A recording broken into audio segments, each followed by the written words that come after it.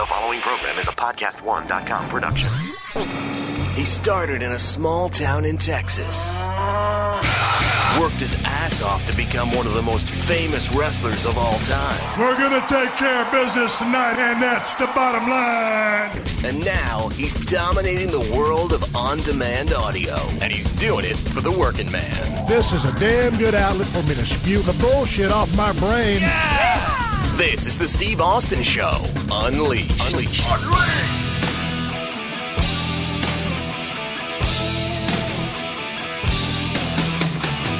All right, everybody, welcome to Steve Austin Show. I am coming to you from the mean streets of Los Angeles, California today. I am sitting in my office at 316 Gimmick Street here in Marina del Rey. Looking at the Pearl Beer neon clock on this desk, it says 10 minutes until 4 p.m. As the second hand continues to rotate in a clockwise fashion, no pun intended, like a rotisserie chicken. Hey, man, I'm glad you guys tuned in to the show today because I've got a badass guest for you today. The one and only Ian Hodgkinson, Vampiro from Lucha Underground, is my guest on the podcast today. Ian came by the house at 316 Gimmick Street to talk about the business of pro wrestling, and we're going to get into some specifics. We're going to talk about selling. We're going to talk about fire, and the conversation is going to ratchet up to about 11 or 12 in intensity because I'm trying to expound a little bit of knowledge upon some of the finer points of the business which have been seemingly forgotten or just completely lost or not given a shit about. So we're going to talk all about that stuff. Grab your seatbelt and strap in. We're going to talk some lucha, we're going to talk podcast and little Stevie Ray Vaughan, some Krav Maga, and all kinds of bullshit. I had a damn good time talking to Ian Hodgkinson the other night. We cracked about 2 Broken Skull IPAs, got a chance to drink a beer with a man that I talked to about a year or two ago while he was down in Thunder Bay, and I was sitting here and we were Skyping, had a damn good conversation with him.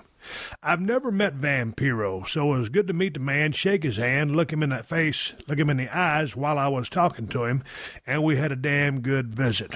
Very polite cat, very well spoken. I look forward to talking to Ian next time he comes to the L.A. area. Again, for you Lucha Underground folks, Ultima Lucha still continues to go on all the way to the 20th with an epic finale, Lucha Underground on the El Rey Network. Hey, before I get to my conversation with Vampiro, check this out. The other day, I rode out to Agua Dulce, California to ride my Kawasaki mule at the Broken Skull Challenge compound. If you guys have been tuning into my Twitter account, you've heard that CMT greenlit the toughest show on television once again for Season 4. So any of you people out there that listen to my voice, if you think you're bad enough, you think you're tough enough, if you think you got what it takes to wade through 7 other human beings and be the final person left to take on my skullbuster at sunrise the next day, then go to BrokenSkullChallenge.com and sign your ass up. I look forward to seeing you down at the ranch. Anyway, I digress. Back to my story. I rode out to the Broken Skull Challenge just to ride my Kawasaki Mule Pro FXT around a little bit. Been a while since I had been out there. As you know, I'm still recovering from this rotator cuff surgery. My right shoulder is coming along just fine. It's doing real good. And I was just kind of tooling around out there, cruising around, enjoying getting a breeze in my damn scalp and ride around and look at all the sights out there and go up and down some of that rocky terrain, that 4-wheel drive. And I put my Kawasaki mule up in my storage bin, locked it up, and I got on the highway.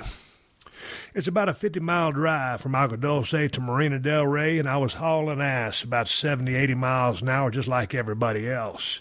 And I was going in and out of lanes, and I was using my turn signal every time I did this, and I noticed that not a lot of other people were using the damn turn signals. What the fuck is wrong with people? You gotta use your indicators, your blinkers, your turn signals. Another story. Just this morning, got up, went out to Thousand Oaks, California, about a 40-mile drive from Marina del Rey to pick up my mother-in-law, to bring her back to the house, to spend the night with us. Same goddamn thing. Nobody's using their turn signals, their blinkers, or their indicators. I said, what the fuck is wrong with everybody? They act goddamn lazy? Or, just like the finer points I'm going to explain to Ian Hodgkinson Vampiro on the podcast about selling and fire, the same thing applies to a damn turn signal. I said, you know what? What do I need to do to help people understand what the fuck a turn signal is? So I got on my computer, I opened it up, and in the little window there, I just typed in turn signal. And it took me to a Wiki How to Do Anything page, like Wikipedia. This is Wiki How. I'm reading this shit directly off the damn screen from my open. How to use your turn signal. Check this out. Part of safe driving is letting other drivers around you know what you intend to do.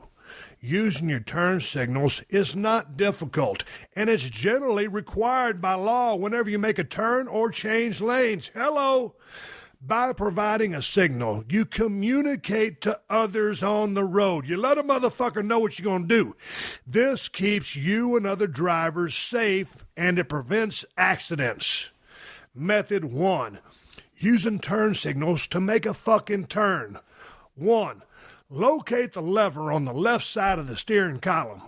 The turn signal is a long lever, usually black or gray in color. When moved up or down, this fucking lever will cause the light on either the left or right side of your car to flash. 2. Use the turn signal to indicate a turn to the left. To signal a left turn, wait until you're approximately 30 yards from the corner around which you intend to turn. Ensure you're in the left turn lane, then push the turn signal lever down gently with your left hand.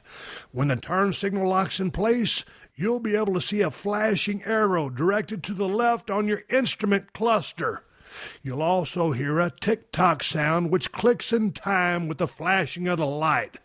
This indicates that the signal is operating properly. Return your hand to the steering wheel and continue driving. Now, indicate a right turn with the turn signal. To signal a right turn, wait until you're within about 30 yards of the corner you wish to round. Ensure you're in the right turn lane, then move the lever up with your left hand. The series of events which follow are similar to those which occur when making a signal to turn towards the left. Once you have moved the lever up, an arrow light will begin blinking on the dashboard instrument cluster. You will also hear a metronome-like sound at regular intervals which clinks in time with the flashing light on your instrument cluster. Hello. Okay. 4. Ensure your turn signal turns off after your turn has been completed. Now, normally the turn signal will automatically turn off after you've made the turn. Now, some turns, which are at angles at less than 90 degrees, however, might not trigger the automatic suspension of the turn signal after you've made the turn. Failing to turn your turn signal off after you've completed the turn can be illegal and cause confusion for other drivers. 5. Signal your turn even if you're in a turning lane. Some traffic lanes are reserved for left or right turns only. While it might seem unnecessary to indicate you're turning when it should be obvious based on the lane you're in, use the turn signal anyway, motherfucker. Drivers who are not familiar with the area or who cannot see the signs due to multiple vehicles ahead of them in the lane will appreciate the indication as to where you're headed and could clue them into the fact your lane is for turning in a given direction. Plus, the goddamn law requires that you make a turn with your turn signal. Shit. 6. Don't turn your turn signal on too soon. Only activate your turn signal when there are no intervening streets or alleys between you and the place you wish to turn. If you turn your signal on too soon, someone might think you're turning into a parking lot or down the street, which you actually are not. This confusion could lead to an accident or to you being cut off. Now, here's method 2. Dig this. Using turn signals to merge into or out of traffic. 1. God damn, this is important. Use your turn signal when pulling out from the curb. Before leaving a parking spot on the side of the street, it is important to indicate you're about to merge into traffic. After getting in your car, activate your turn signal in the direction you wish to merge. For instance, if you're parked on the right side of the street and you wish to merge into the lane parallel to your vehicle on the left side, activate your left-hand turn signal by pulling down on the signal lever. Check your side mirror to ensure there is space in the flow of traffic to pull out. Then turn your wheel hard to the left and accelerate gently. Return the signal lever to the neutral starting position by pushing up gently on it. Now dig this one. This is real fucking important. This is a merge onto a highway. Get on a highway with your turn signal. When merging onto the highway, accelerate quickly so you can attain the speed appropriate for highway driving. About halfway down the on-ramp, flick your left-hand turn signal on. This will demonstrate that you want to get over. But remember, you do not have the right of way when merging. Be careful when merging into high-speed traffic. Let me read this sentence again, because every one of these motherfuckers out here in Los Angeles thinks just because they're in the merge lane, they think they got the right of way, and they start cussing at you and flipping you off and honking at you and going crazy when you don't give them the right of way. Once again, God damn it, here it is. When merging onto the highway, accelerate quickly so that you attain the speed appropriate for highway driving. About halfway down the on-ramp, flick your left-hand turn signal on. This will demonstrate you want to get over. But remember, motherfuckers, you don't have the right of way when merging. Be careful when merging into high-speed traffic. Here's a little psychology for you. This isn't on the page, but the people that are already on the highway, those people have the right of way because they're already on the highway. Since you're trying to get on the highway, you must merge or yield to them. Speed up like a motherfucker, slow down a con hair, whatever it takes to feather in. Just remember, you do not have the right of way when you merge in. They do. Fuck. Exit the highway with your turn signal. This is a big one, folks. If you need to get off the highway, position yourself in the far right lane on the highway. If your exit ramp is on the left, position yourself in the far left lane of the highway. Turn the appropriate turn signal on when you're about 100 yards from the off-ramp, give or take. Do not slow down as you approach the off-ramp. Only modify your speed and adjust your turn signal once you're on the off-ramp. God damn it. Here's one. Indicate when you wish to change lanes with your turn signal. Hallelujah. This is what I'm fucking talking about. On the highway, if, for instance, you're in the right-hand lane and you want to change the left lane, you can do it easily and safely by employing your turn signal. First, put your turn signal on in the direction you wish to go. To move into the right lane, push your turn signal up to let others know you wish to move to the right. To move into the left lane, push your turn signal lever down to indicate you wish to move into the left lane. Activate the turn signal at least 5 seconds before you wish to change lanes. That's going to give or take a little bit. Don't switch the signal on for just 1 or 2 flickers. Place it in a locked position just as you would when making a turn. That's the middle of the road. Just make sure you give a signal. If it's all clear, turn your wheel slightly toward the lane you wish to merge into. Once you're completely within the boundaries of the lane, move your left hand to your turn signal lever and switch it off. Do not cross multiple lanes of traffic with a single activation of your turn signal. If you know you need to cross many lanes, give yourself the adequate time and space to do so. Plan your lane merges ahead of time. So when you turn your signal on, you can't cut across 3 fucking lanes. Go to 1 lane, check your rearview mirror, employ your signal again, get to the next lane, turn your signal on, look in your rearview mirror, and so forth and so on. It's pretty damn easy, folks. It ain't hard to do. I was doing some history research on the turn signal. I believe the turn signal was invented, give or take, around 1920, and then they became a standard goddamn features on an automobile. Back in the day, when was the first car invented? 1903, 1908, whatever it was. Model T. They didn't have no blinkers back then. They barely had some headlights. But that little stalk on the left-hand side of your steering column, up to the right, down to the left. I gave you the particulars on WikiHow. You know what the fuck you're doing. Don't be a prick. I got a goddamn Range Rover that I lease. I got a 95 Ford Bronco. I got a 2003 Ford Focus. It don't matter what car I'm driving. I don't consider myself too good, too cool, too much of a hot shot, too arrogant to use my goddamn turn signals. 'Cause I let a brother and a sister know what direction I'm going. You hear me? I don't think that's asking too much. If you use your turn signals, and we all use our turn signals, and I'm using my turn signals, hey, there'll be 1 less wreck on the goddamn highway or 1 less wreck in the city in which you live. It ain't that goddamn hard.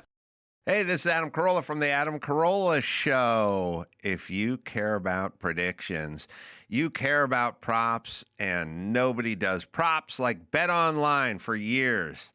We've been the home of legitimate sports betting with deep markets, sharp odds, and player props that reward real insight.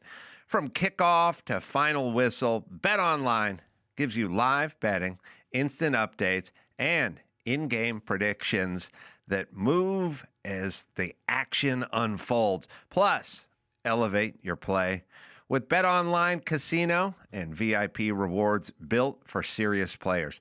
Prediction markets follow the conversation. BetOnline defines it. BetOnline, the game starts here. Steve Austin, Unleashed. I'm recording sound. I'm sitting here with Vampiro in Hodgkinson, 316 Gimmick Street. I was about to hit the record button. I said, Ian, what do you want to talk about? He goes, I don't know. I said, I got nothing. And here's the thing. He was over there looking across the room, and he noticed one of my clocks, and it's a real chill kind of clock. I don't know the name of it, but it says on it, it is 7:05 with these gimmick letters. And I collect all these. Kristen, what's this clock from? Design something or other? Oh, my wife doesn't know. Never mind. She wasn't of any help today. Normally my wife can solve all the problems of the world. Anyway, I'm sitting here in a room full of clocks with Vampiro. I said, brother, what do you want to talk about? I said, I got nothing. And I got something. I told him I got to start. Ian, welcome to the show. Welcome to my house. How are you? I'm excited to see you in person, man. It's good to be here, brother. I know we had a great conversation on the telephone, and then all of a sudden get a chance to shake hands out there and come inside and shoot the breeze. Great beer, by the way. Thank you very much. We only drank one beer. This is not a drunken podcast. It should be, though. It could be, and it should be, but you're driving. We got to be responsible. No, you got to be responsible. You're the one driving, not me. I'm okay. I'm Canadian. Okay, you heard it here first on the Steve Austin Show. So I told him, I said, I got to start. Okay, and here's my start. A couple of weeks ago, two dudes had a match, and I said, well, one guy carried the other guy in the match. The one guy was an 18-year vet. The guy that got carried had been in business about 5 or 6 years. All of a sudden, all the headlines were, Steve Austin said so-and-so carried so-and-so, like it was an insult. Dude, I've been carried 1,000,000 times in my career in professional wrestling matches. Hell, I got carried by Bill Dundee. I got carried by Billy Travis, Gary Young, Shawn Michaels, Bret Hart. I can say to name a bunch of people. So it wasn't an insult. You have been carried in a match because you happen to be working with a veteran who had a lot of experience and you were a little bit on the green side in? 100%. So was that an insult that I spouted off?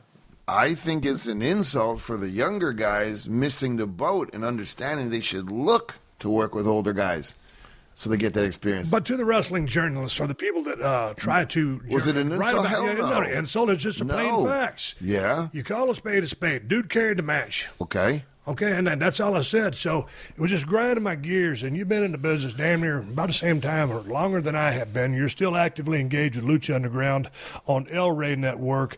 We're going to talk about the Ultimate Lucha, which is coming up on July 6th through July 20th. As you guys wrap up, was that season 2? Was it season 3? We just wrapped season 3. Season 2. Look at you, the journalist. I'm just watching you. No, dude, if I'm going to talk about y'all shit, I got to talk about y'all shit. Yeah, look at you. But so you know the fact that someone carries somebody in a match, it is what it is. It ain't no insult. No, it's not. You need a ring general. It's just the way it goes. Somebody's got to be the leader. Yeah. So anyway, I just had to get that out there. That was my start. Well, it's a great start. I mean, and I think that people think they're so smart about our business, and unfortunately, good and bad, or if it's right or wrong, I have no idea, man. You or I don't have a say in this. Things evolve, and people talk too much. The mystique and the romantic part of the whole industry is kind of slowly being exposed, right? Like that guy in Las Vegas who puts the mask on and gives everybody's gimmick away. What the fuck you doing that for? I know that that's not magic, but I want to see the show, man. Don't fucking ruin it for me.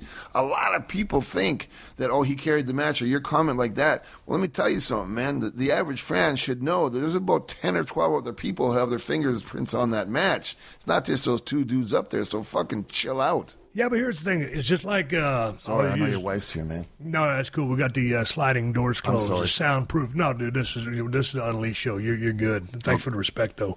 Ian took his boots off. I said, no, man, you ain't going to take your boots off. He goes, no, brother, it's your house. It's the thing to do, so respect. Thank you. Let's talk about a classic. Let's talk about The Rock.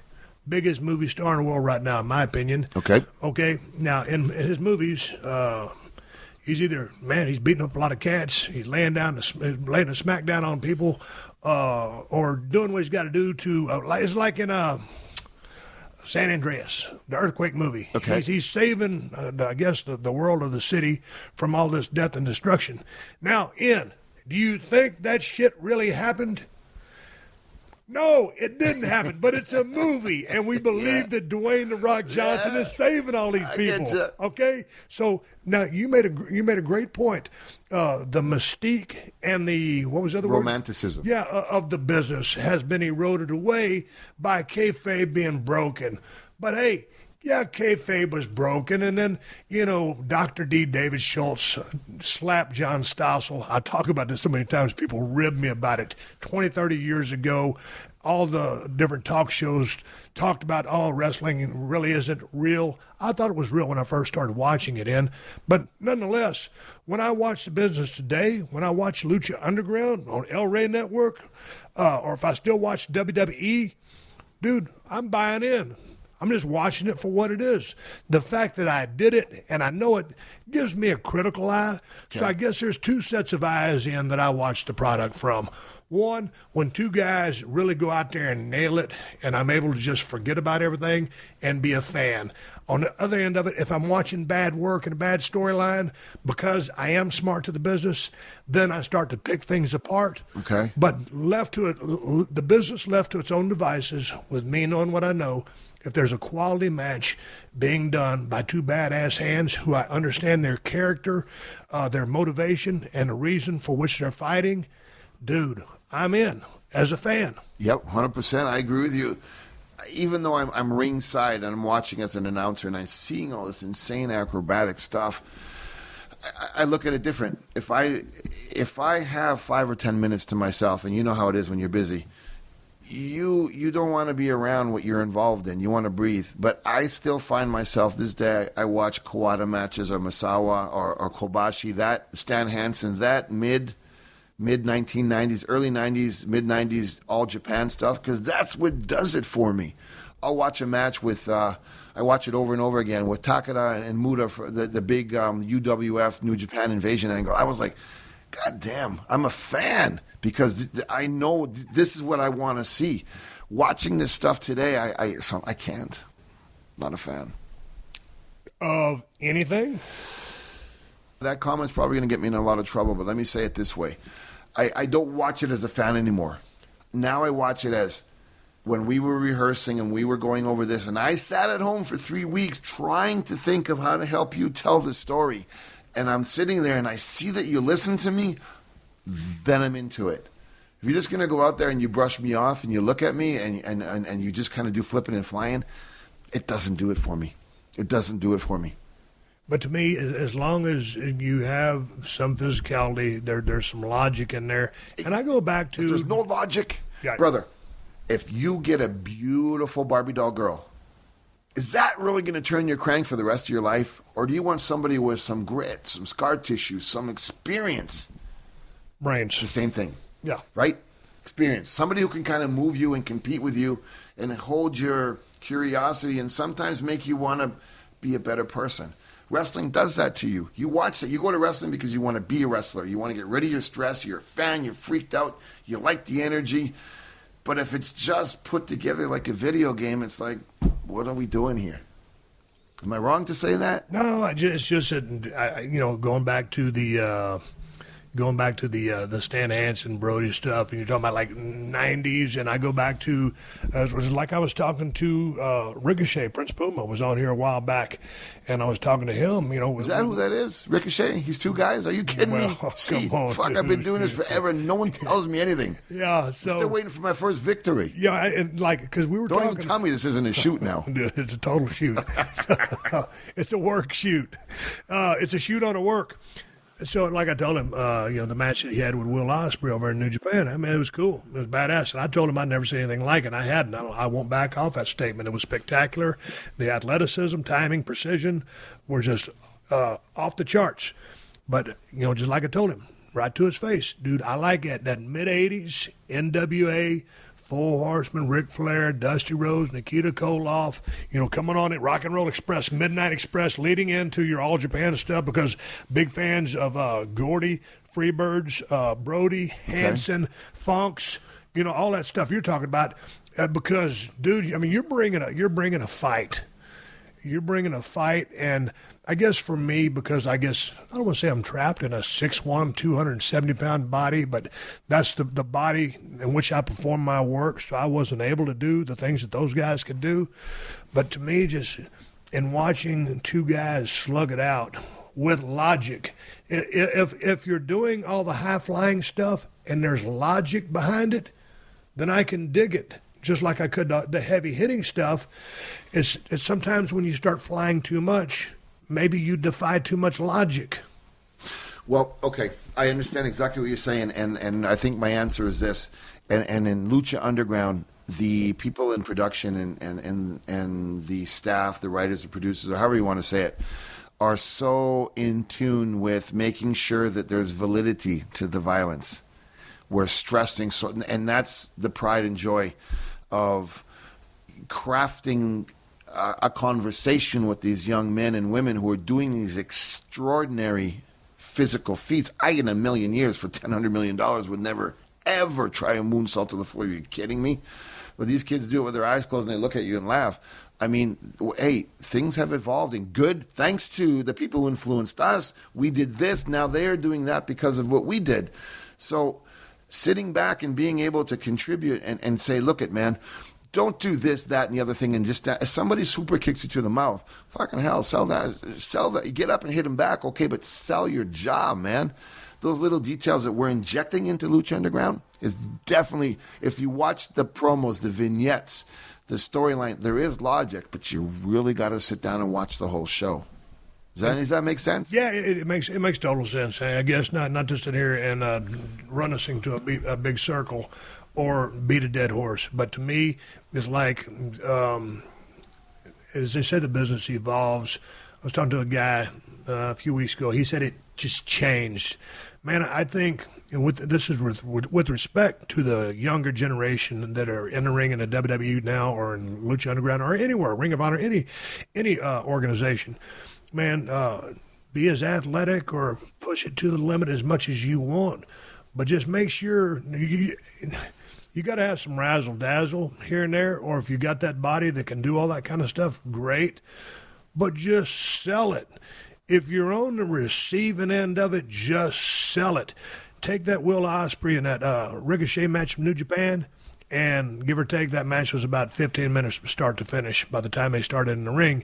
And just say you had that match in its entirety, and let's call it 15, but then you would have added in 5 minutes of pure selling by either guy, or even, dare I say, 7 or 8 or 9, because of the kind of stuff that they were doing.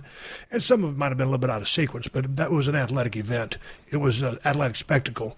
But had the stakes been high, a belt on the line, and I knew more about their characters, and I knew that what they were doing to each other actually inflicted pain, then I would have cared more.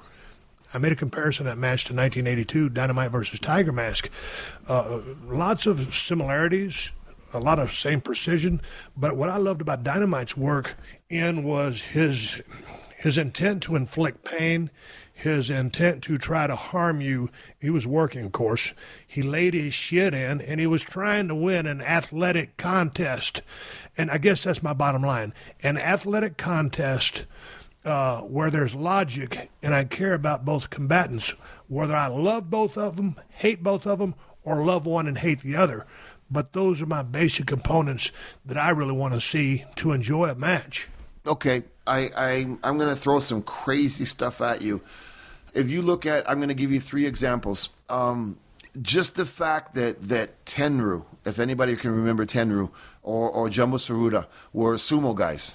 So they had to go through that sumo tradition, and they went through the dojo, and they took that beating, and then they went through the new boy phase, which in Japan, and a new boy, or your young boy, he would be the guy who carry your bag and set up the ring and bow and all that kind of stuff for you, and just be basically your valet. But in it with respect, though, it's a different culture. And then all of a sudden go in there. So you got this guy who's put in 15, 16 years of earning that opportunity to go into a fight. So when he locks up and it is that bam and that snatch, and you throw him to the ropes and you come off and that bam, and no one moves, that's authenticity. People, God, these guys are bringing mountains. Why am I saying that? Marco Antonio Barrero fought Eric Morales 3 times. The second fight, it was like that match with those 2 kids in Japan with Ricochet and the other young man. They hit each other so hard and so much, and it was a nonstop thing. It was like the Rocky movie. It was like, you guys got to stop. Their wives were screaming. The corners, I was there. I was Marco's bodyguard. They fought, and neither one was going to back. It was that night. We're going to die. We will die in here together. So they hurt themselves. So if you knew their backstory, that type of fight made sense. Their next fight, they didn't hit each other as hard because they already did it. They earned our respect. We know you can go. These young guys in Japan or these house shows are doing all these crazy stuff. They haven't earned it in our eyes yet. So we look at them in a different light. Does any of that, what I just said, make sense? Yeah, it makes sense, I guess. It's interesting in talking about the Marco Antonio Barrero, Eric Morales fight, because you said they fought 3 times, right? And the second time, they was just banging. Yeah. But on the third time, it was because you're talking about shoot boxing. Yeah. But then it was because, dude, they weathered that war, so you already gave them that. You know, and also you're going to game plan different. So there comes the logic that I would apply to the pro wrestling sense of we banged for you the second time. We did whatever we did the first time. We banged the second time. Third time, we got to give you something different. But did you hear what you just said? They banged the second time. These young men didn't have the first time yet. Right. Get to that point where we need to go that extreme. Okay. But nonetheless, going to, let's say, the Will Ospreay Ricochet match, you didn't get a chance to see it, but you heard about it. So we've seen that. So now it's got to be the number 3 match that you're talking about, where it's like, man, I done took this guy's best shots. He hits like a motherfucker. Now I just gonna keep my distance, see what I can get in on him. And so this is that more tactician match. So my point is, where does the business go now? Like with what everybody's doing, you just got to bring more logic to the business, because right now the guys with in WWE, the guys in Lucha Underground, and I say this with respect, are doing some fantastic moves. Insane. But at the bottom, at the end of the day, if you don't have the logic there, where we saw you do this, like I don't know how those 2 cats go back to New Japan, go back to that same building, and how they work again. Because what will you do different? Because if I had to go back and I was working, if you were Ospreay and I'm Ricochet, dude, now we're going to go technical wrestling. Because we done gave you everything but the kitchen sink. So now, I mean, maybe that's a bad analogy, but no, my point is, I'm totally going to fuck you up from a spectator standpoint, because now we're going to fucking grapple and claw for everything we get, and it's going to be a different match. Because to do anything more to make my point, you're damn near going to have to kill yourself. Yes, or you got to go the other route and not see each other again for 3 years. Yeah, but you know what I'm saying? I get you. But I'm just talking following up. Yeah. Where do you go when you've gone this far? My point is, what do you do now where the business is at? Just to back off a little bit. To me, when I watch WWE, and with respect to all the talent that they have in there right now, and guys that have way more athletic ability than the generation that I came from. But now, more than ever, with all the dynamic move sets, you want to work even harder down at NXT on the character development or the persona or the interview skills. And it's, to me, you should always emphasize the work. I always liked the work of, I mentioned Superstar Bill Dundee earlier. He never worked like a guy that was 5'7", 200. Ricky Morton, one of my all-time favorite tag teams with Robert Gibson, Rock and Roll Express. He worked pro style. My point is, it all goes back to logic, and why now as they continue to book, to me, wrestling it's serious. I think you should have some moments of levity or some comedy or humor, not comedy, some humor. But I think, man, if it's all about competition, you're fighting for a belt or you're fighting to get in contention for a belt. In my opinion, wins and losses matter.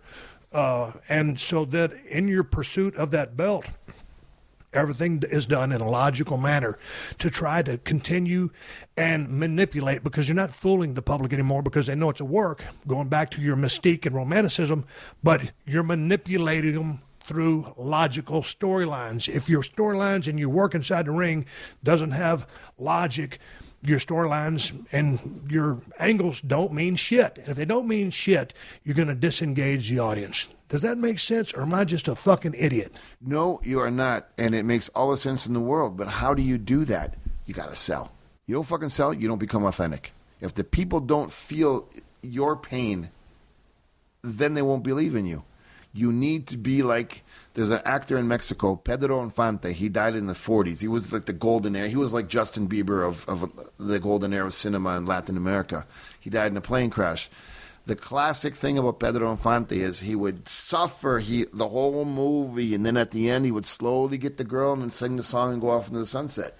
You gotta make this. You gotta make people cry, and then at the end, if there's no other hope, they come out. And if they don't believe it and they don't get that emotional contact with you, they're not going to believe in your work.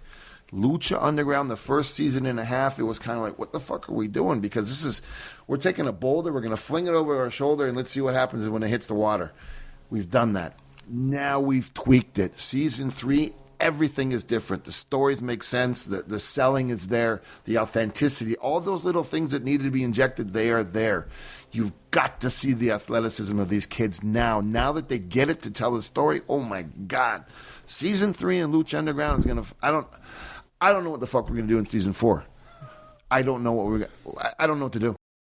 At Pluto TV, we're celebrating Black History Month with our free curated collection of Black entertainment. No ifs, ands, or buts about it. Catch award-winning films like Dreamgirls, Monsters Ball, and Selma. We must make a massive demonstration. Iconic hits like School Days and Set It Off.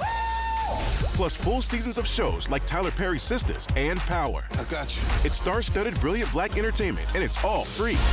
It's getting good. This month and always on Pluto TV. Stream now, pay never. Okay, you talked about selling real quick, and I was talking about logic, and then I want to talk about... Isn't it the same thing, though?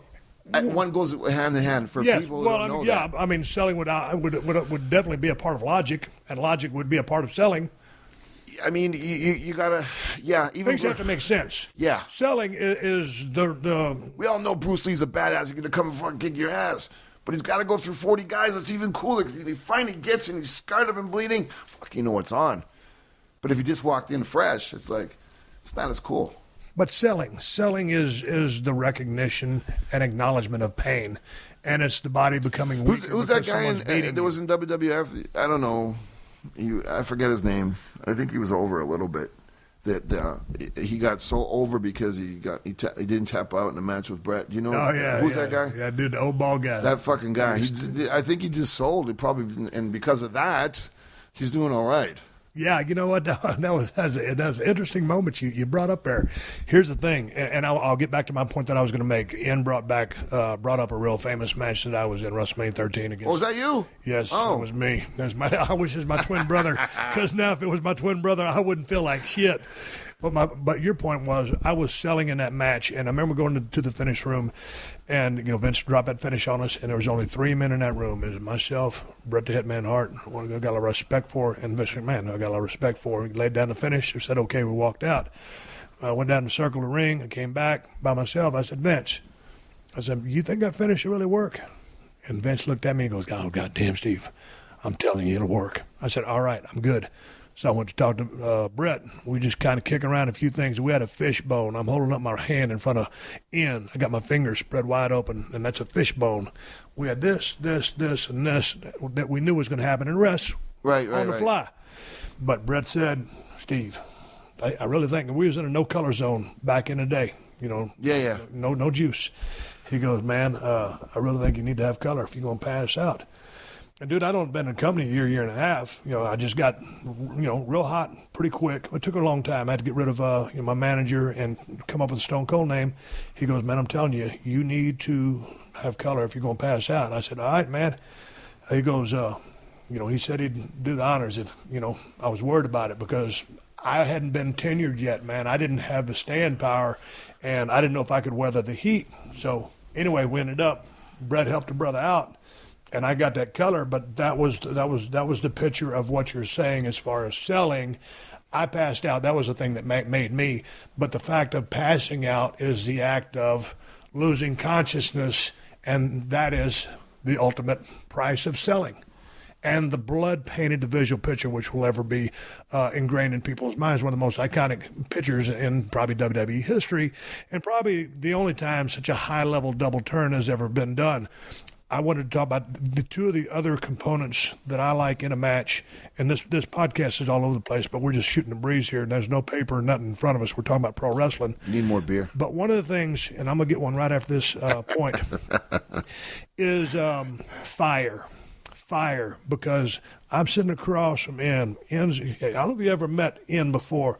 Scary looking dude, bald head, got tattoos everywhere, pretty jacked up. A dude knows some iron, teaches Krav Maga. So, In, if we used to stand up, and we're standing here in my house, and I just start slapping the shit out of you. About every 15 seconds, I just fire off and just knock the shit out of you.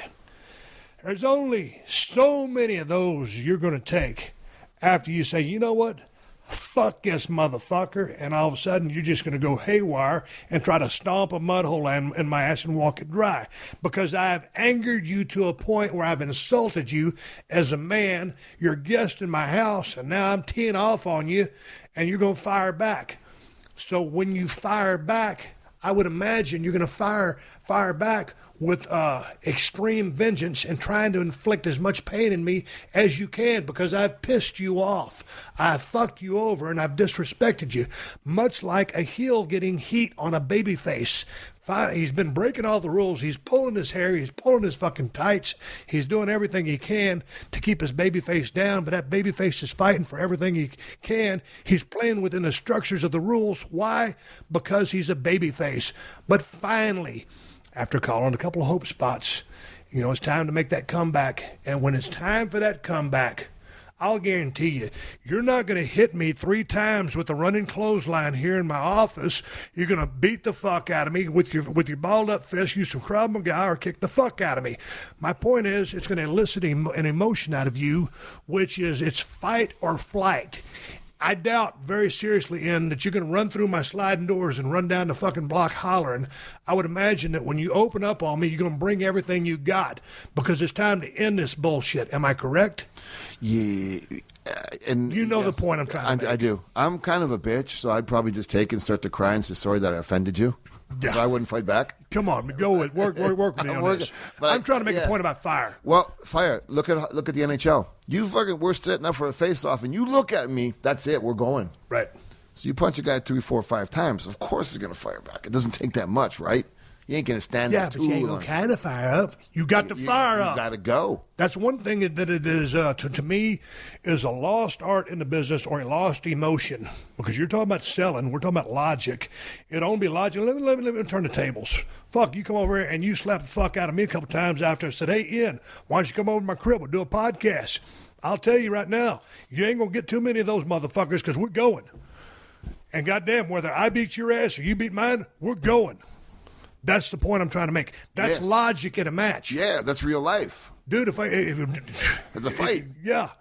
If you want to do something here, you're going to pay for it. Well, if you do something in my ring, I'm the babyface. All of a sudden, I got a gut full of your antics. I got to come back on your ass. And so when I'm talking about engaging the audience, you haven't got a promo in a while, have you? Dude, I'm talking about it. I mean, if you want to grab an audience by the guts, like Tom Cruise and Mission Impossible, or any of your favorite action stars, whoever the fuck it might be, when it's payback time, it's payback time. Yeah. And so when you're talking about selling, we're talking about logic, we're talking about doing all these things in a match for it to be believable, to work on the character development, so that I either love this person or I hate that person, or whatever the case is. I bought into their characters.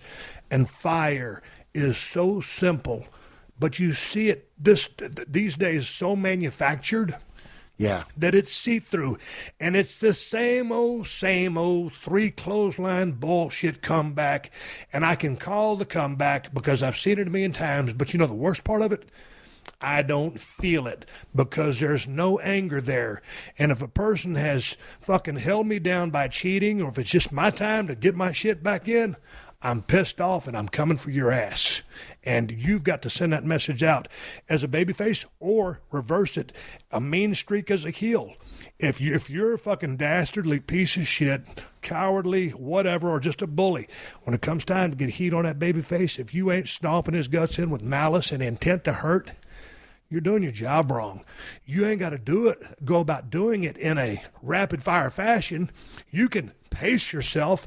I'm not saying rush, which is another a mistake that you often see today. It's the biggest People mistake. are rushing so much shit today because they think, we're not getting anything out of the crowd because we're not doing things fast enough. No, you're doing things too goddamn fast. Slow the fuck down. I take you back to a match that one of the best matches I've seen in a long time was you and fucking Pentagon Jr.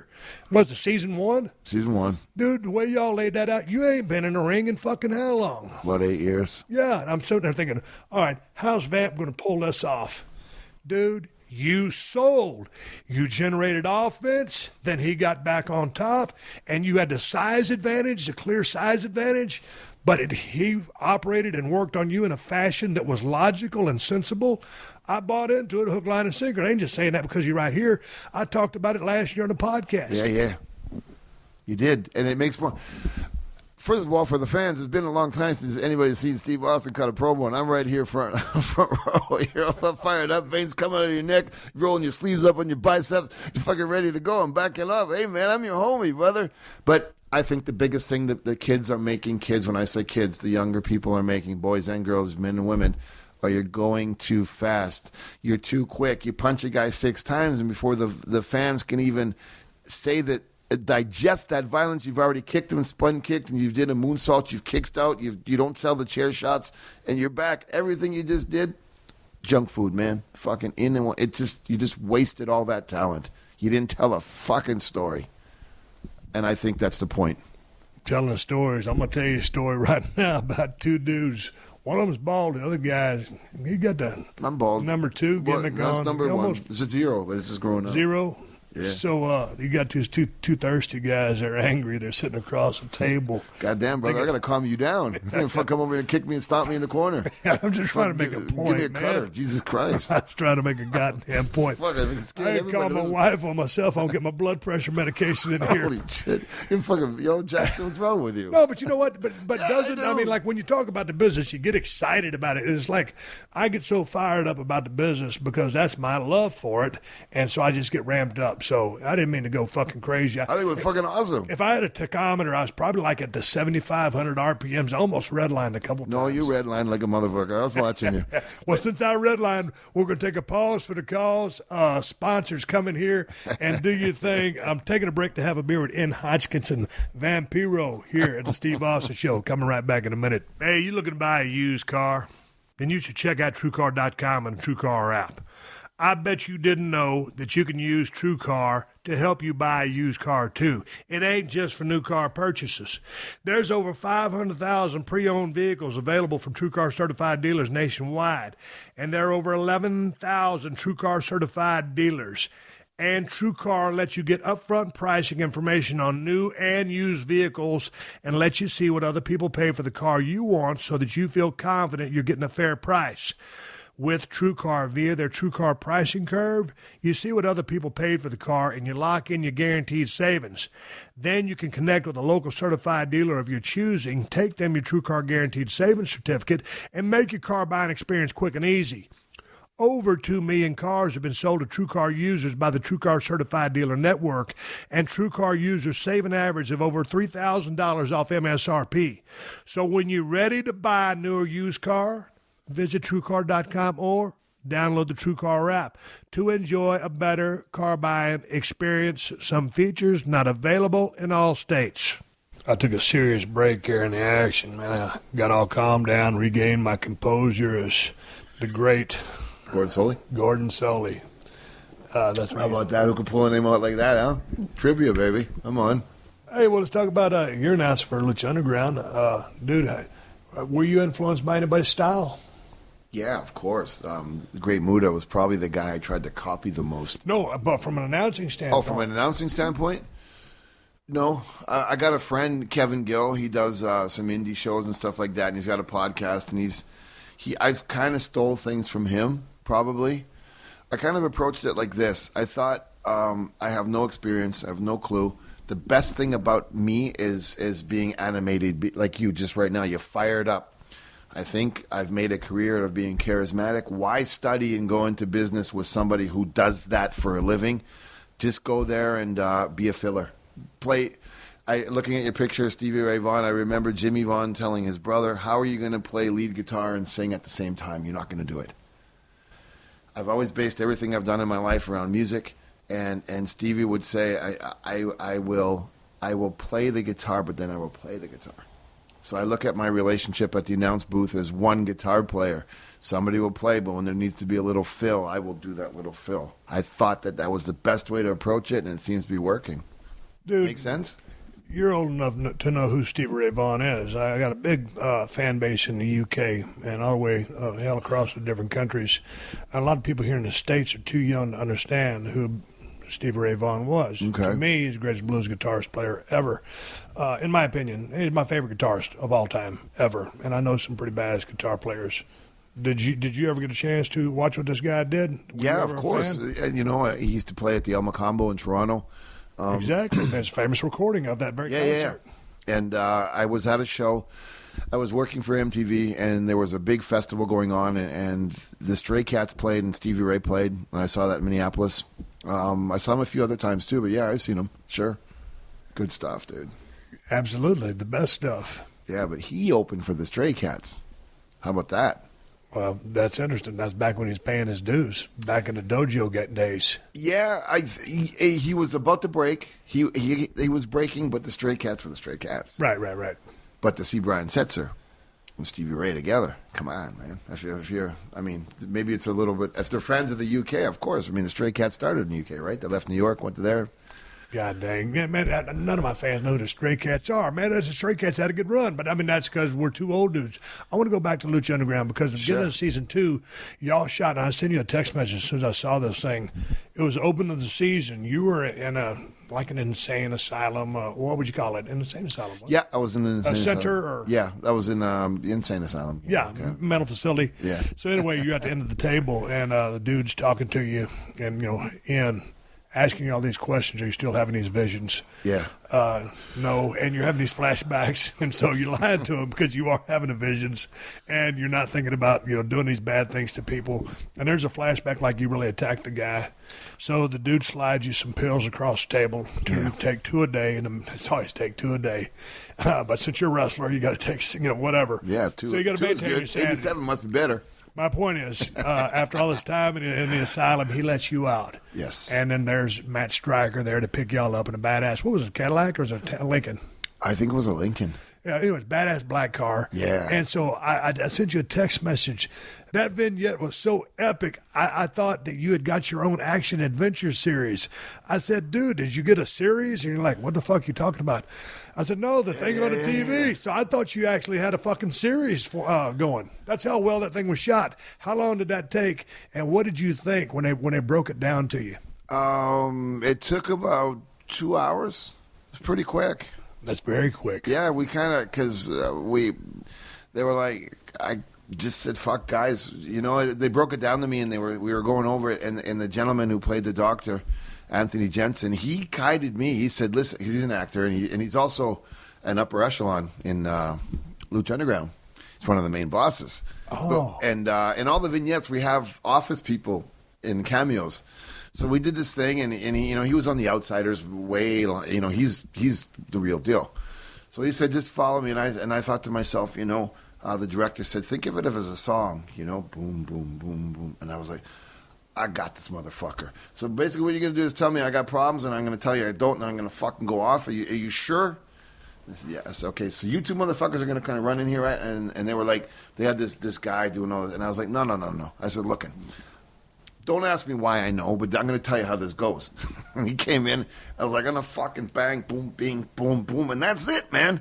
Fuck, do the gimmick and I'm out. And they were like, you sure? And I was like, look, motherfucker, when you come and grab me and whatever I'm doing, don't get freaked out. Because it's going to go down. And they're like, what are you talking about? And I was like, relax. He came in, gang, boom, bam. We did it in like 3 takes. Yeah, it was quick. So what did they think? Because these guys, were they stunt guys? Yeah, the one guy, Hollywood. Right. God bless them. Love them to death, right? But guys are trying to make it. They got that. One day they're a tough guy, one day they're male model. Whatever they get called on to do, people are trying to make it in this world. So they came in with all the right intentions, and we're martial artists. And I was, oh yeah. And I fucking pulled up my Jägermeister, slammed down a couple shots, grabbed a couple Vicodins, and I was like, all right, who's the martial artist? And they were like, what are you doing? Come here, you fucking. So what are you going to do? You're going to grab me by the neck? They're kind of stiff and because they see you're a wrestler. What did you tell them you had like a Krav Maga background? No, I was just, I was being cool, and they were like, we're fans, and, we work out at Gold's Gym, and I was like, okay. And I was like, well, how are you going to grab me? And I said, that's it. That's your big deal. And they were like, what the fuck is going on? I'm freaking him out, fucking with him. So he came in and just, popped him. We knocked the wall down on the first shot. Took an elbow. I said, fuck, it's a good thing wrestling's fake, right? Everybody was like, let's just get this fucking guy out of here. And, so it was fun. It was fun, but it was quick. Okay, that being said, man, you spent some time out there doing your voiceovers and stuff. You ever thought about delving into any acting or anything like that? I've done some movies, bullshit stuff. I had a paranormal. Do you find the process enjoyable? And what I just mean, hey, man, making a dime, I mean the process of, because I'm watching you and you're doing these martial arts things, you're cracking your knuckles, you're yeah. I'm sorry. So you're getting into this character because, okay, and boom, boom, boom, you're equating the rock and roll song to it and you're ramping yourself up. So did you enjoy the process? You obviously did for Lucha Underground, but in your other gigs, were you able to get into a character? See, I've tried to. Hey, man, I mean, did you ever try to separate yourself from Stone Cold? You can't. No, turn the volume up. Exactly. You turn the volume up. It's take the earplugs out. Just put your head in the amp. I came from a musical background, so shit. I like it. My biggest acting thrill was when I had a paranormal TV show in Mexico, and I got to do these weird things because there's no limits in Mexico. So voodoo ceremonies and all these crazy-ass things that you can't put on TV up here. We did some deep shit. And I loved that. Acting, yeah, I mean, I really, really like it so much. We did a movie in Mexico. It was really bad. And they said... No, don't be so hard on yourself. Well, why was this movie so bad? I've done a bunch of bad movies. No. Why was this movie bad? Steve, it was bad. Yeah? It was just fucking bad, man. But it was an experience, right? But they said, that's the thing. I love the creative process better. I like producing better. But I think I have some acting in me. I'm going to give it a try. So what do you like about the producing part then? Because you're so compassionate like you. Like you just went off and cut that 85-minute promo and I thought you were going to fucking stun me on the table. And hit I had to get clock. 2 episodes out of it. I had to put the clocks on the floor because I thought you were going to slam me and move your dog over. I thought, oh, fuck, here we go. It never happened in New York, baby. It's Steve's house. Because you get so compassionate when you get a young man who's got that wide-eyed dream and he's still innocent and he's not corrupted by this business, and you can tweak it and you can give him something and they come back and they say, I learned so much from you. That's everything. You got any more crazy dreams? I mean, like what's next as far as a goal you'd like to do? Well, and I've said it to you off the mic. I'm going to say it to your face on the mic. There's a few things in my life and my career that have put me over the top. The Sting match was something that was really famous. Being the first guy of the new generation to work Ric Flair, going to Japan, being with Muda, being a Canadian, going to Mexico, getting over all that. There are certain things that people have carried me and put me on top. Your podcast got me more publicity in that hour and a half or 2 hours or whatever it was than I had in 5 years of WCW. You inspire me. You motivate me. Why? Because you left the business intact. You suffered in WCW. A lot of people don't know that you suffered in WCW. You paid your dues, and they told you weren't going to make it, and they didn't have plans for you. And you know how it is. Van, I'm your fan, dude. I watched all your shit. And to hear the kids talk about your podcast, how passionate you are, and then see a Steve Austin fucking promo right in front of me, drinking your beer in your house. Holy shit, do I have any wild dreams? Dog, I'm telling you, the work that you do for guys like me and the people who listen to your shit, I told you I want to do a podcast because of you. I don't got no fucking desire to sit there and type and read and study and talk to people and answer. Fuck that, man. I did my time in wrestling. You make me believe again, man. What would the podcast be about? Fuck, I don't know. Just going to get a bunch of Steve Austin beer and look at the clock and see what happens. I can get a beer place to sponsor you. I got that covered. Call it in the probably ring. about 1 million cats out there fixing to get started podcast. I can call it in the ring. No, go fuck yourselves, all you guys. Don't steal that shit. Call it in the ring, bro. What's it going to be about? Call it in the ring with Vampiro. And the ring could be anything. The ring could be the world. I mean, if you didn't want to talk about wrestling, you could talk about pop culture. You could talk about anything, a movie. Man. You could talk about you could talk about your paranormal. Where are you from? Born in Austin, grew up in Victoria and Edna, and then moved out to San Antonio, and then out here in L.A. I was born in Thunder Bay, Ontario. What do you and I have? And what the fuck told me 30, 40 years ago that I would be sitting here with you? It's that brotherhood, man. It's that love. It's that thing that this business has done to us, man. We ain't never going out. We're doing life, man, and we're living life. Okay, you said you'd like to have another match. Yeah. I thought I was going to have it about half an hour ago when you're all pumped up, veins coming out, fists were squeezing that microphone and some of them knuckles turning white. I was like, God damn, I'm going to tap out even before he stands up, but hell yeah. See, that was like if WrestleMania 33 was tomorrow, that could be the match. But anyway, let me just... Do I want to do another match? I'm going to retract that because I'm not selling anything as far as me and a WrestleMania. Not anything. Stacy, leave that in. But I was just making a point. Yeah, I got caught up in the moment. But yeah, I mean, so in a match in Lucha Underground, who would your opponent be? It doesn't matter. It doesn't matter. You just want to do it again? You know what? I'd like to, just because he's my friend and I respect him so much. I just want to. But I wouldn't do it because I would embarrass him. He's too good, Johnny Mundo. I'd like to be in the ring with him just because he's so fucking good. But I wouldn't do it because I would look bad. He's just on another level. PJ Black, I'd like to work him just because we're old school guys, and it would just be a good vibe, man. I'd love to do a job for a new up and comer. I'd like another program and give somebody the launching board they need to go. I'd do it with anybody, man. But then again, when you said doing a job, I understand where your heart is. But then if you think about the business, what if you did 2 matches? And that's me being selfish. And so then you go over the first time and then go under or do the favors for on the way out. Because you don't want to go into the program now just saying, hey, paying the price or doing the favors just to get this guy over.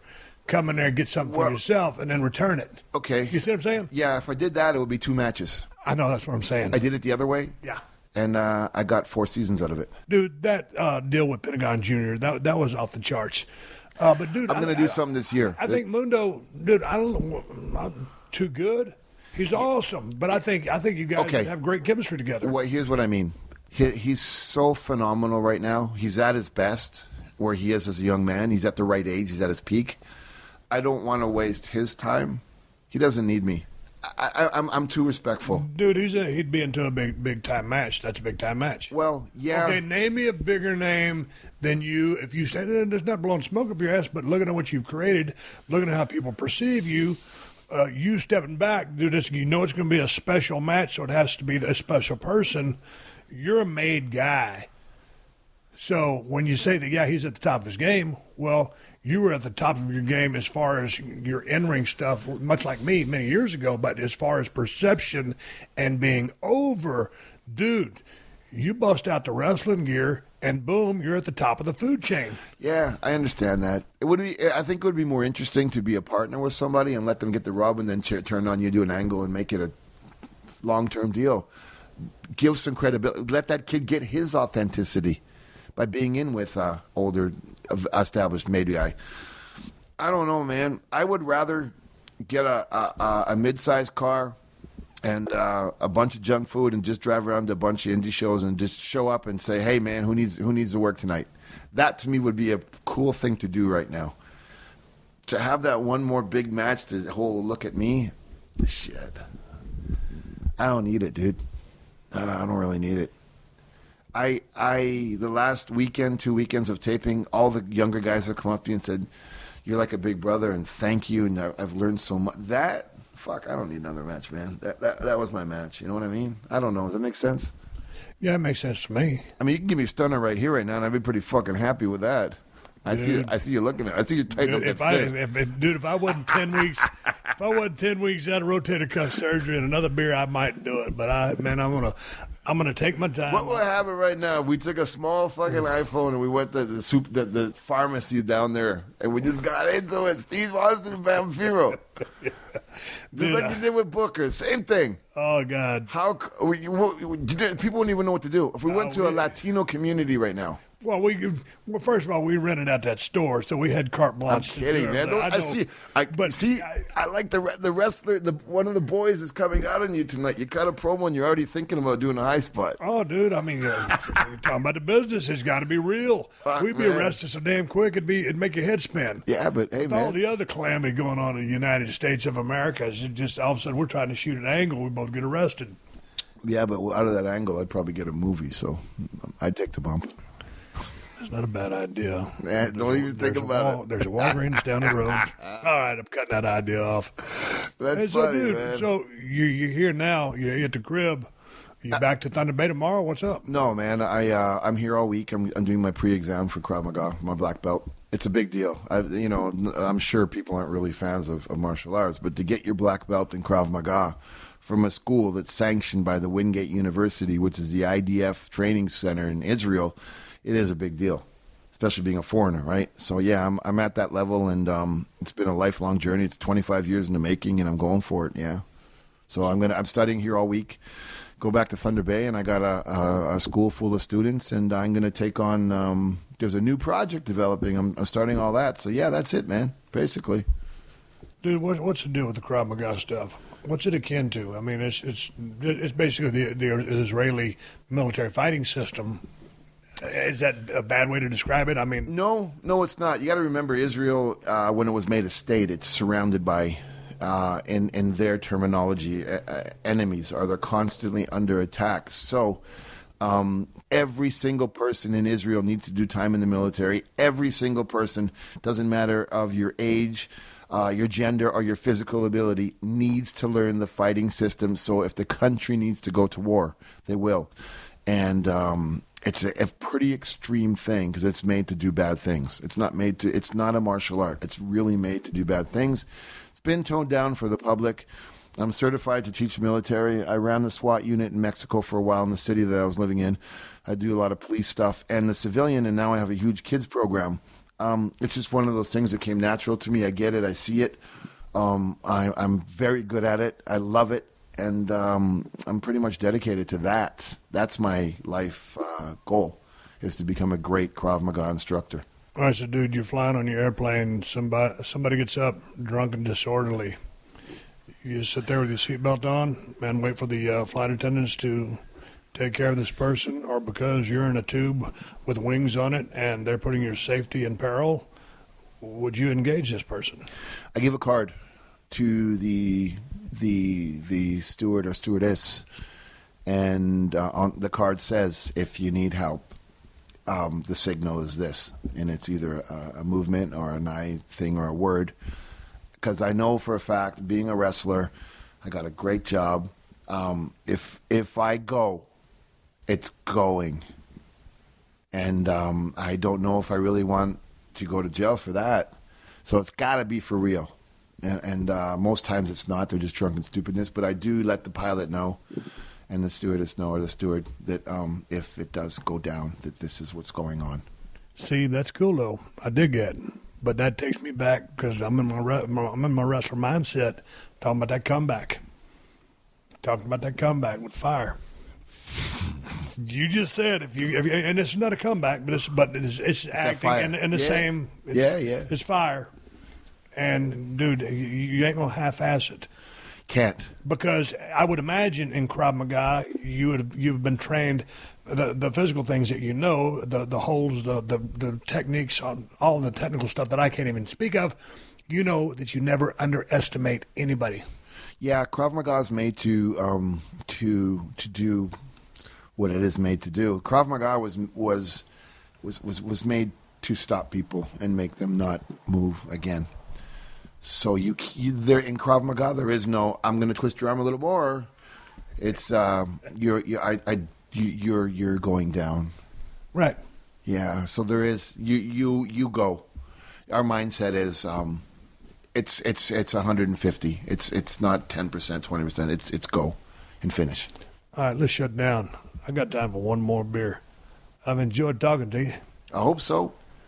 We've just been all. Boy, I guarantee I damn near was going to beat your ass a while ago or get my ass beat in the process. No, we damn near had the match of the century. Dana White, Vince McMahon. Damn phones on the damn board was lighting up because they could hear this promo through this screen right here. I'm down. You want to just do the Hulk Hogan, Jeff Jarrett, just step on my chest. Dude, I was going to Pentagon Jr. reverse it and take the L. Fuck, brother. I was going to tell you, hit me in the head with this Pearl beer and neon clock that I'm always talking about. By the time both of you and I got our broken old asses up to do that, it would have been time to go to bed. Hey man, it's good talking to you. Good talking to you too, brother. All right, everybody, give me the go home cue. It's time to wrap up his podcast and ride off in the sunset. But before I do, I want to thank Ian Hodgkinson, Vampiro of Lucha Underground on the El Rey Network. Ultima Lucha 2 is happening right now all the way through the 20th. Hey, folks, it was good to talk to Vampiro live and in living color. And the match I'm going to recommend you guys watch today is one that I've recommended before, but to my new listeners who might not have seen that match, this is from season 1, I guess, of Lucha Underground, and it's Ultima Lucha Vampiro versus Pentagon Jr., the Cero Miedo match. And it's the full match. If you go to YouTube and type that in, you'll see Vampiro, my guest today, in Hodgkinson, make a return to the ring from I don't know how many years and take on one of the guys, hell of a damn worker in Pentagon Jr., and I consider the Pentagon Jr. to be probably one of the best gimmicks going in pro wrestling right now. And Vampiro comes dressed up, I don't know if it's like a priest, and he's got this gimmick with smoke coming out of it. It's just a badass presentation, man. A highly entertaining match. They use logic in this match because of where Ian was coming from. Hadn't wrestled in a long time. Of course, Pentagon Jr. has been working his ass off. They sell like a motherfucker. Lots of logic in this match. And it's just an instant classic. Vampiro and Pentagon Jr. from Ultima Lucha 2. So anyway, it's a Sierra Miedo, whatever you call it, match. God damn it. That chick's doing all the announcing. She does a good job, that young lady. She does a good job announcing the guys. I like her style. Hey, folks. Couple of plugs real quick. All the T-shirts from Broken Skull Ranch, they're on BrokenSkullRanch.com. My Broken Skull IPA, if you want it delivered to your house and your state allows it to be delivered, you can find a link for it at BrokenSkullRanch.com. If you in L.A., go by 140 Main Street here in El Segundo, California, and tell them Austin sent you and stop by the brewery and have a cold one. Hey, if you want a Steve Austin Broken Skull knife from Cold Steel, go to BrokenSkullRanch.com. Anything Steve Austin, you can find at my website. Hey, I appreciate you guys supporting the sponsor of the Steve Austin podcast. They're the ones that let me do this for you free twice a week, so big thanks to DDPyoga.com. Go to ddpyoga.com/Austin to get 20% off anything you purchase for a limited time, including the new collector's edition of the Resurrection of Jake the Snake documentary. Thanks to TrueCar. And, of course, big shout-out to Amazon. They've been supporting this podcast since day one. Use my Amazon links whenever you're doing any online shopping, and Amazon will kick back a couple of bucks to the podcast. Don't cost you nothing extra. Ain't no hidden fees or charges. You can buy whatever you plan on buying and help out the podcast in the process. We got bills to pay, and that's how we pay our production cost. You can find my Amazon links by going to PodcastOne.com. Clicking on the Killer Deals button on the top right corner of the page, and then hitting the Steve Austin Show button. I got Amazon links for USA, UK, and Canada. If you bookmark it, you can find it in one click. Hey, folks, I want to say thank you very much for all the emails I got concerning our lab, Shona. We sure miss her, but we're getting by. I appreciate all the emails. Y'all keep listening. The 60-second AP News headlines are coming up next. Until next time, my name is Steve Austin, and I will catch your ass down the road. Download new episodes of Steve Austin Unleashed every Thursday at PodcastOne.com. That's PodcastOne.com.